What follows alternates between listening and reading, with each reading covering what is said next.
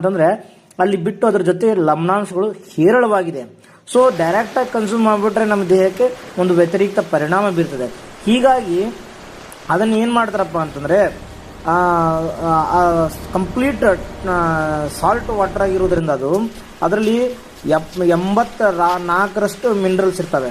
So ಅದನ್ನೇನ್ ಮಾಡುತ್ತೆ, 2 ವರ್ಷ ವ್ಯಾಪರೇಷನ್ ಅಂದ್ರೆ ಹಬೀಕರಿಸಿ ಏನ್ ಮಾಡುತ್ತಂದ್ರೆ ಯಾವುದೇ ರೀತಿಯ ಆಡೆಡ್ ಕೆಮಿಕಲ್ಸ್ ಆಗ್ಲಾರ್ದೆ ಪ್ಯೂರ್ನ ಅದೇನ್ ಮಾಡ್ತಂದ್ರೆ ಈ ಬಾಚರೀಕರಣ ಅಂತ ಕರಿತೀವಲ್ಲ ನಾವು, ಹಬೆ ಮುಖಾಂತರ ಅದೇನಪ್ಪ ಅಂದ್ರೆ ಸಟ್ಲೆಸ್ಟ್ ಪ್ರೊಸೆಸ್ ಅಲ್ಲಿ ಏನ್ ಮಾಡ್ತಾರೆ,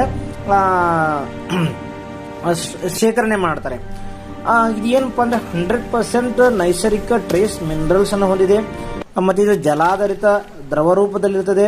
ಯಾವುದೇ ಬಣ್ಣ, ವಾಸನೆ, ಸಕ್ಕರೆ ಅಂಶವನ್ನು ಇದಕ್ಕೆ ಆಡ್ ಮಾಡಲ್ಲ. ದೇಹದ ಸೆಲ್ ಫಂಕ್ಷನ್ ಮತ್ತು ಎಲೆಕ್ಟ್ರೋಲೈಟ್ ಬ್ಯಾಲೆನ್ಸ್ ಹಾಗೂ ಮೆಟಬಾಲಜಿ ಸಿಸ್ಟಮ್ ನ ಏನಪ್ಪಾ ಅಂತಂದ್ರೆ ಇದು ಇಂಪ್ರೂವ್ಮೆಂಟ್ ಮಾಡಿಸ್ತದೆ. ಈ ಮಿನರಲ್ಸ್ ನ ಅವಶ್ಯಕತೆ ಏನು ಅಂತ ನಾವು ತಿಳ್ಕೊಬೇಕಾಗ್ತದೆ. ಮಿನರಲ್ಸ್ ಕೊರತೆ ಯಾವ ತರ ನಿವಾರಿಸ್ತಪ್ಪ ಅಂತಂದ್ರೆ ಇದರಲ್ಲಿ ಕ್ಯಾಲ್ಸಿಯಂ, ಮ್ಯಾಗ್ನೀಷಿಯಂ, ಜಿಂಕ್, ಸೆಲೀನಿಯಂ ಸೇರಿದಂತೆ 84 ಹೆಚ್ಚು ಸೂಕ್ಷ್ಮ ಖನಿಜಗಳು ಇದರಲ್ಲಿ ಇರ್ತದೆ.